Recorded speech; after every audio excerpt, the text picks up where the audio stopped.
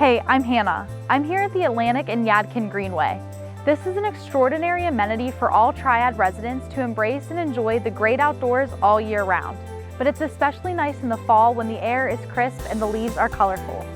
This paved trail runs from Strawberry Road in northwest Greensboro across Lake Brant, through Burr Mill Park, Greensboro Country Park, and into the heart of Greensboro, and actually is comprised of Lake Brant Trail, the Bicentennial Greenway, and Battleground Rail Trail. It links multiple neighborhoods, businesses, and parks, and is used by runners, walkers, cyclists, mountain bikers, fishermen, and even rollerbladers. You can commune with nature and expect to see all variety of animals such as bald eagles, blue herons, egrets, and ospreys. This greenway is a part of the Mountains to Sea Trail, and in my opinion, the most beautiful section of it. This trail is beautiful and is a wonderful amenity.